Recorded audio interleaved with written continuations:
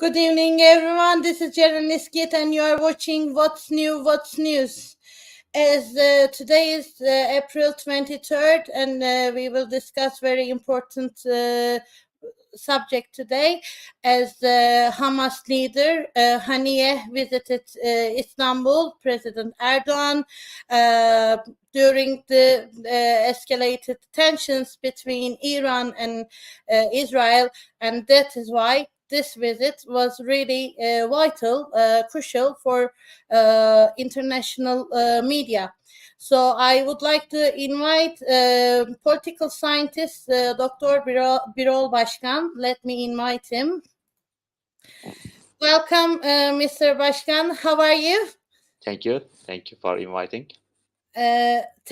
Thank you for joining me today, as we have important issues to talk about today. 3 days ago, Hamas leader actually visited Istanbul, President Erdoğan, and they met.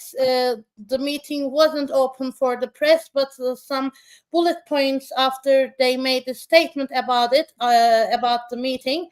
But first of all, I would like to discuss the Hamas position, because, Hamas is recognized as a terrorist organization for US, UK, European countries, but on the other hand, United Nations and Iran or Turkey or Russia is not calling them as a terrorist organization. Why is this division is happening, and what is the reason behind of that? Well, designating Hamas as a terrorist organization is not as easy as it is for, let's say, Al-Qaeda or some other organizations. The reason being is that in the case of Hamas, even though Hamas engage in terrorist acts, targeting civilians, instilling fear, especially, and thus trying to achieve a political outcome, that is a definition of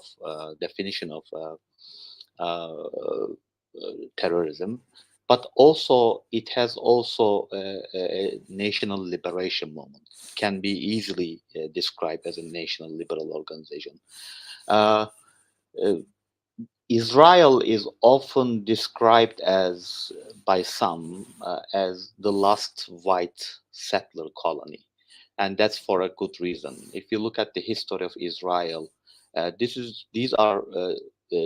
this country is established by people who migrated from literally all over the world and settled here, and then established a state there. And while doing so, these settlers, these comers to this land, uprooted the native populations, which are Palestinians, which are Arab Palestinians. This started in a massive scale in 1948 when Israel declared its independence and its foundation. 5 Arab countries surrounding Israel declared war, and then we have the first Arab-Israel war, 1948-1949, and during which time Israel occupied today's territory, literally invading the whole Palestine except for Gaza Strip and West Bank. And according to the 1947 UN partition plan, half of this historical Palestine belonged to the Jewish state, half of it belonged to the Arab state. So with this war, the consequence of this war was that Arab state could not be established in historical Palestine. More importantly, from the territories Israel invaded at the expense of the Palestinians, close to 1 million Palestinians were uprooted, and then they were forced to migrate to the surrounding Arab territories: Lebanon, Syria, Jordan, and West Bank and Gaza Strip. By the way, even that times, 1994, the refugee camps were established, and those refugee camps are still existing.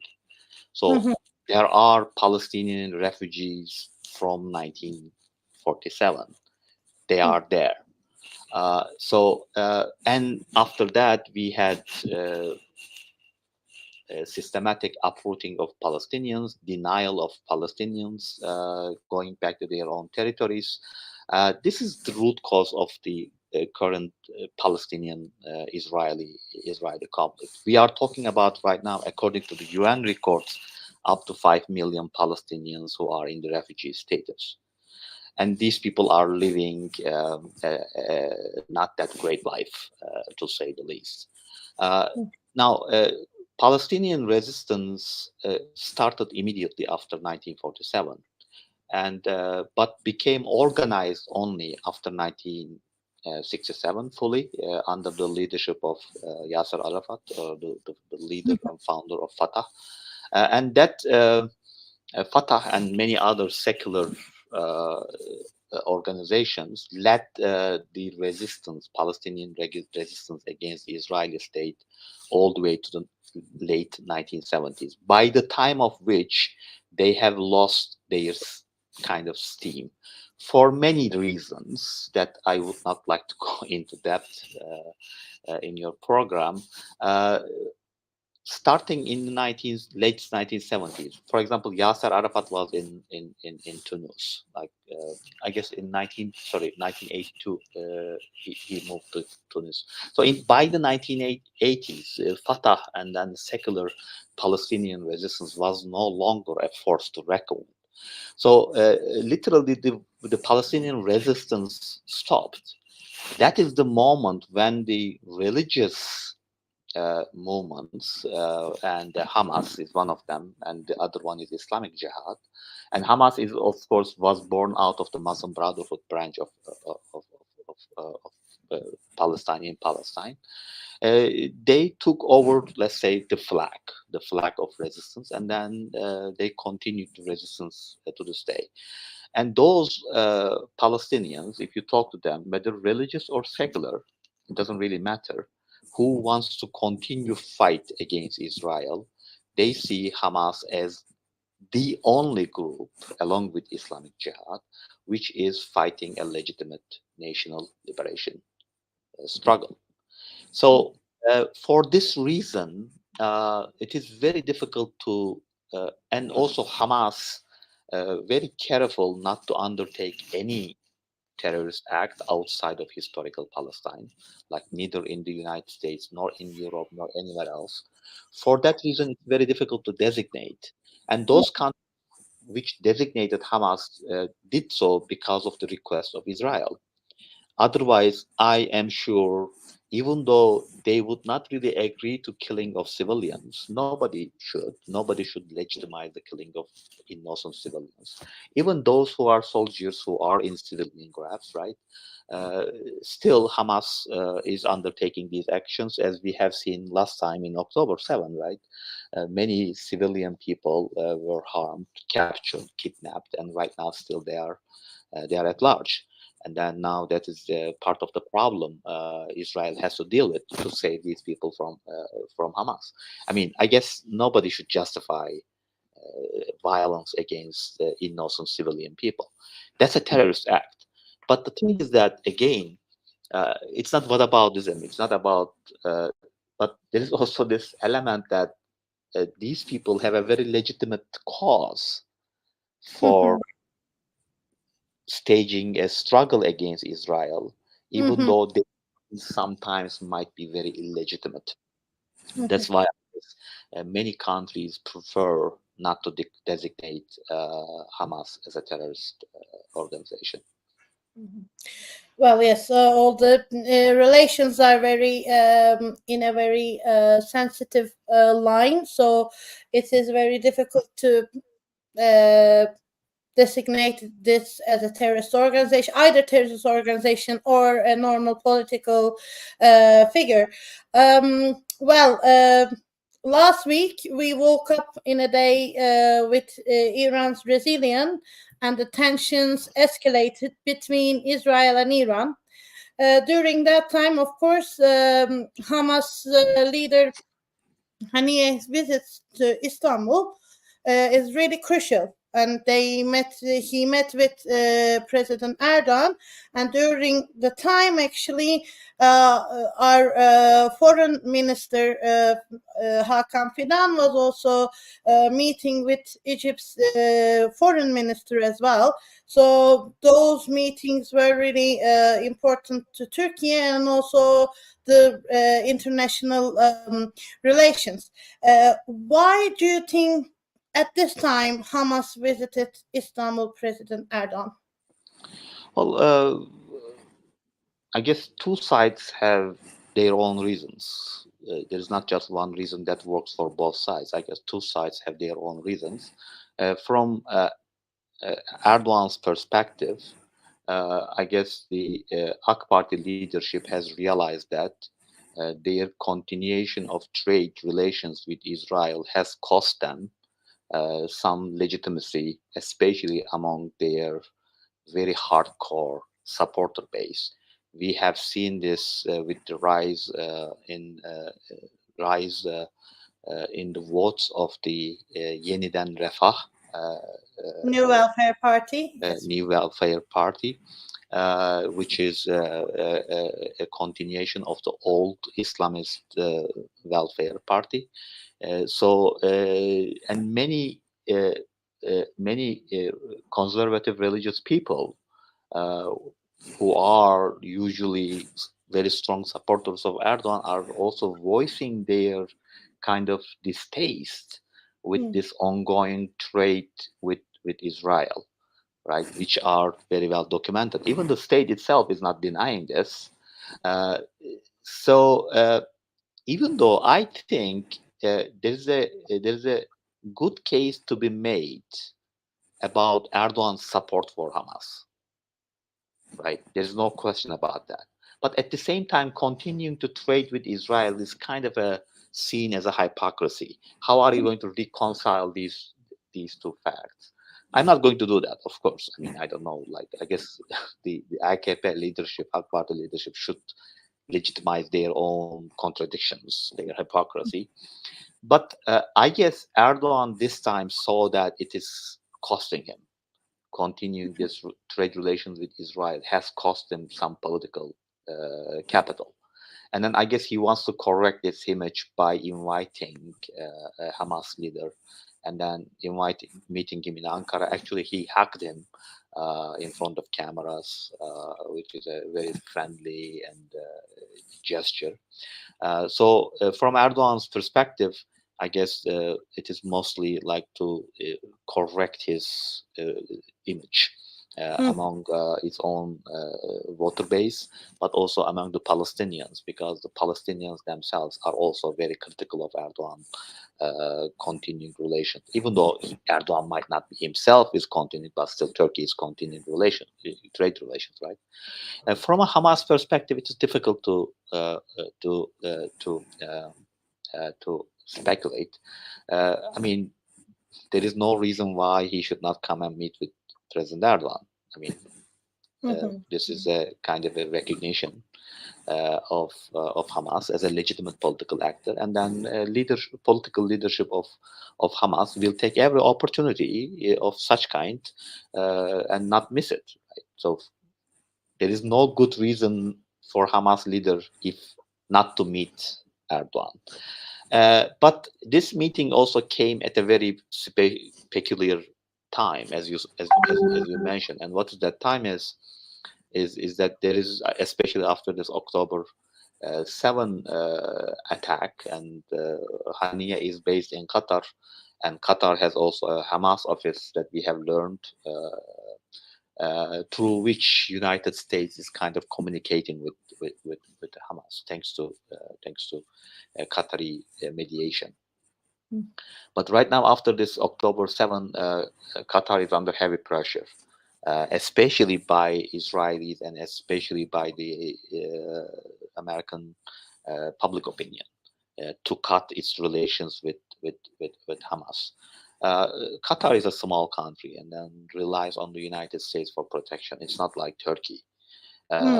Turkey can resist such pressure. but Qatar cannot. Qatar is a weak country politically, militarily, and also if Qatar is developing and having any relation with Hamas, it is because of an agreement with the United States. So, and right now, I guess Qatar's relations with Hamas are raising some eyebrows in Washington, D.C., and especially in Europe. And this might be costing Qatar more than it's bringing benefits. So there is this talk of whether Qatar is going to request Hamas to get out of the country. Iran. Yeah. So that what are options for Qatar, for Hamas leadership to settle? Well, political leadership obviously cannot go back to Gaza. Well, among all the countries that I can think of there is Iran, there is Turkey, maybe Afghanistan, I don't know, and I cannot think of any other place except for these places. So there is this talk of where this leadership is going to take to move, and then maybe open an office.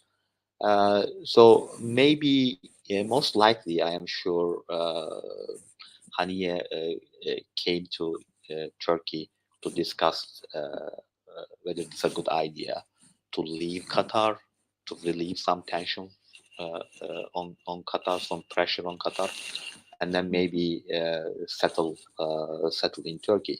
So this is, I think, the kind of the sides are calculating.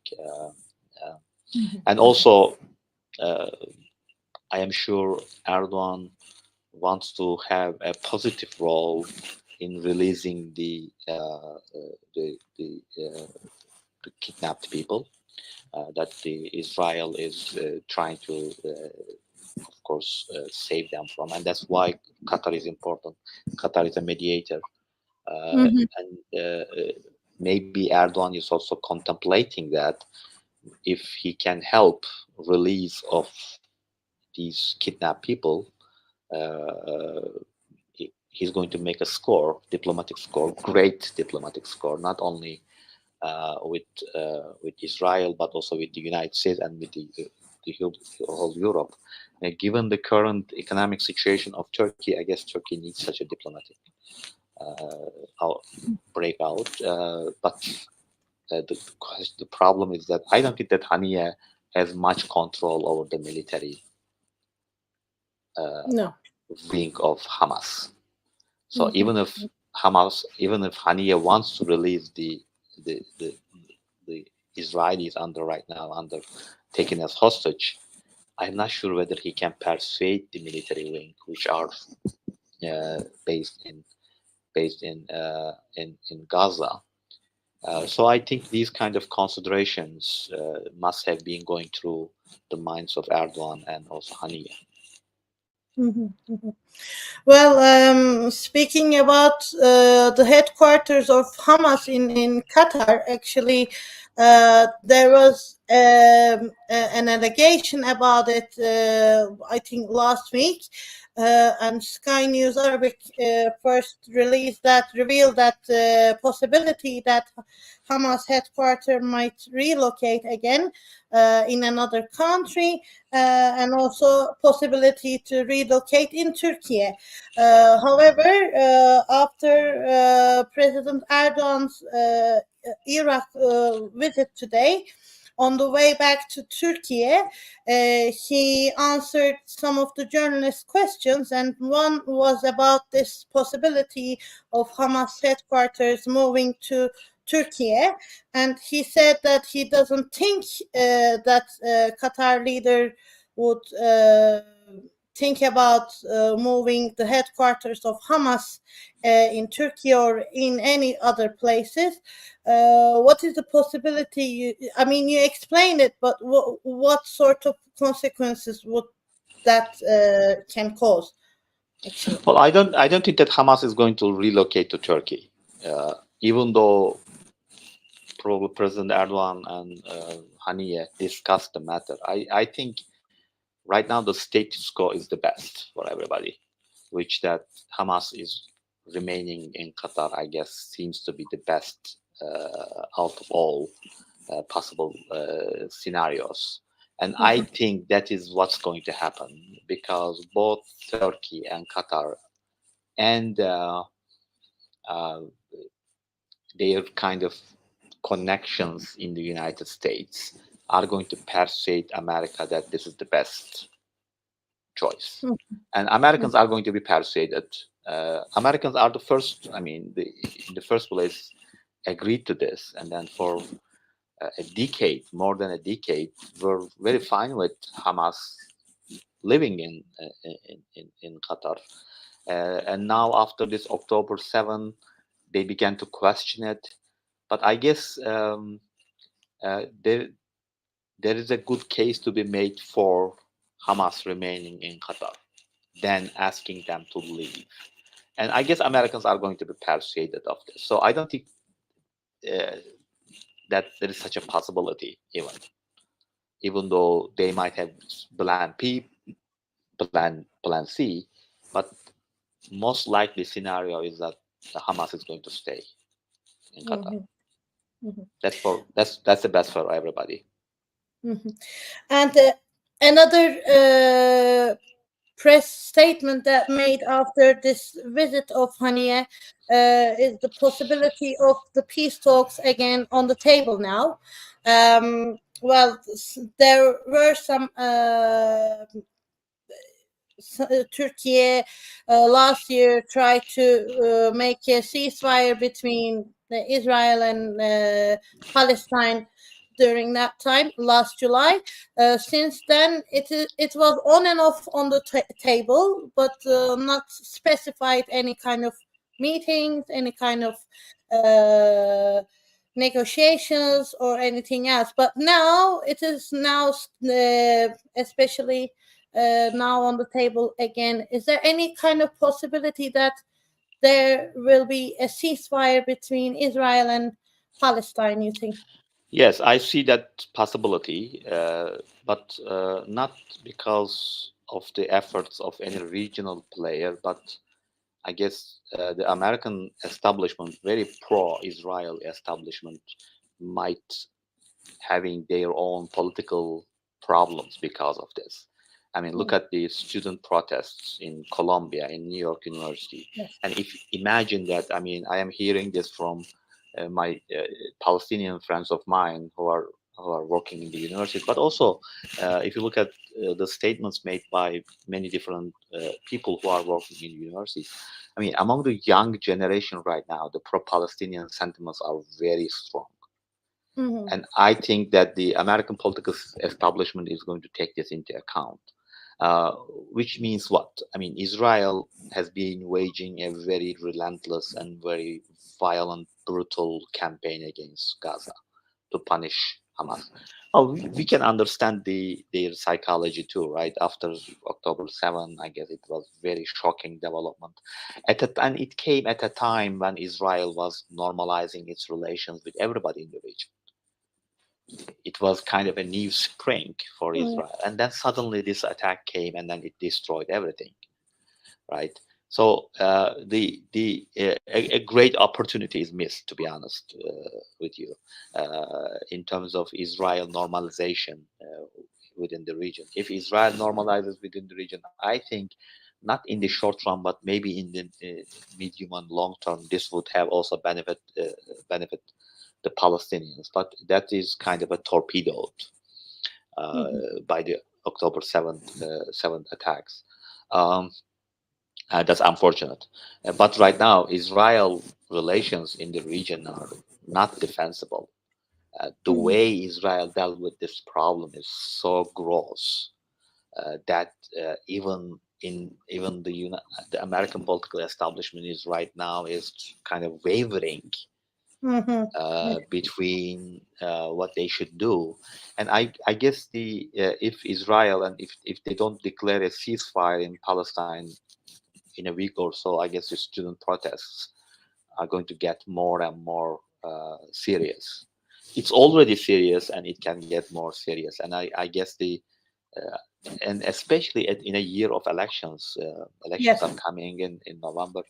Biden is already lost the Arab vote. and Trump just has to just wait and watch how Biden is dealing with this very serious crisis, and he's not dealing with very well.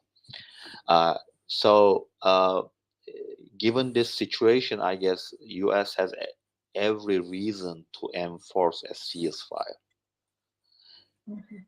So I am expecting, I would not be very surprised in a week or so we will have a ceasefire, and hopefully Hamas also agrees to release the hostages, all of them, and hopefully in return for thousands of Palestinian prisoners from right now is rotting in Israeli prisons. That's also another problem, right? And we are talking about the hostages, but also there are the Palestinian hostages in Israeli jails. So hopefully they can come up with such a solution in a very short time, and then both sides withdraw to their own world and began to rebuild their life again. Both Gaza, of course, Gaza is destroyed. It has to be rebuilt from scratch. And this is my hope. This is my sincere hope that they declare ceasefire and then began to go back to their life. But I want to add one more thing to that. This is going to be short term. A ceasefire is going to be short term. I mean, as long as you have Palestinian problem, the root cause of Palestinian problem is not addressed. Well, 1 year, 2 years down the road, we are going to have the same problem. And then addressing the root cause of the Palestinian problem is not easy. We are talking about millions of people who are living in refugees, millions of Palestinians who are living in West Bank and in Gaza Strip as literally open prison, right? I mean, especially Gaza. Gaza is blockaded, and Gaza, West Bank is relatively free, but it's under military occupation of Israel. I mean, they have this Palestinian Authority, which is just a joke. It's just a symbolic gesture made to the Palestinians, but it's not a state. It cannot do anything without Israel, right? So as long as Palestinians live that life, I mean, they will hate Israel. They will hate Israelis, and then as long as this vicious cycle of deepening mutual hostilities between Israelis and Palestinians, we will just wake up to see another attack, another crisis, another Palestinian question.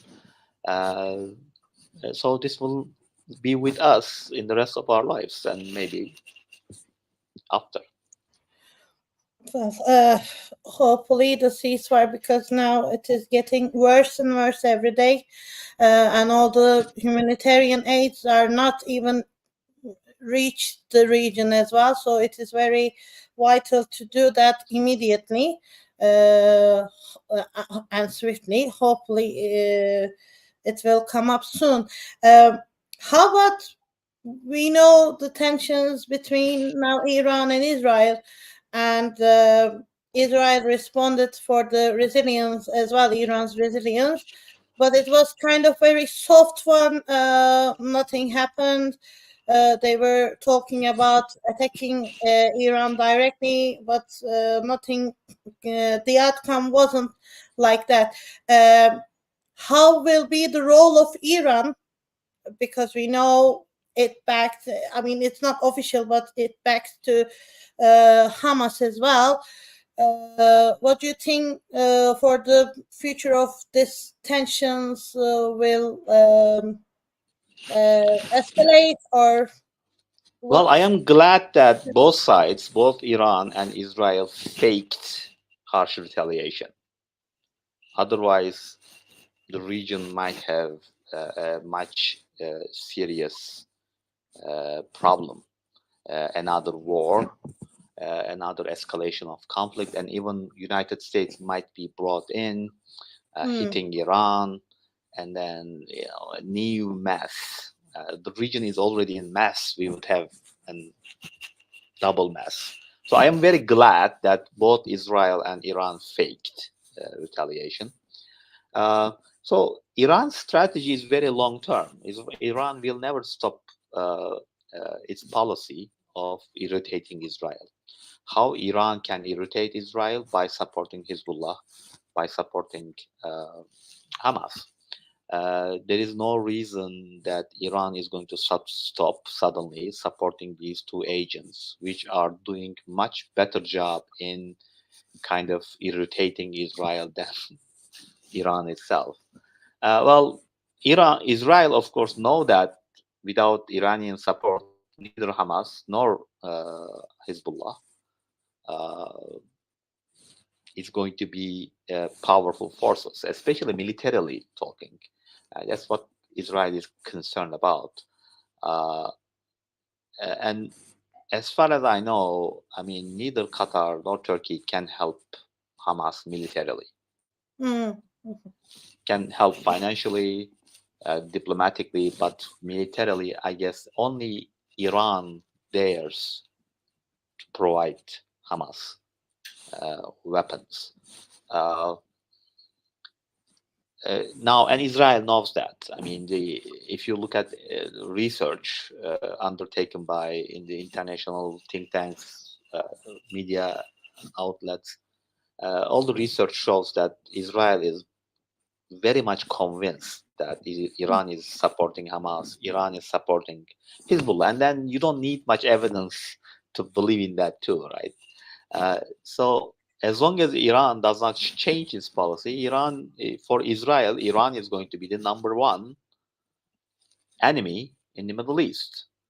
So this mutual hostility, mutual competition, mutual rivalry will not end soon, since both sides are not going to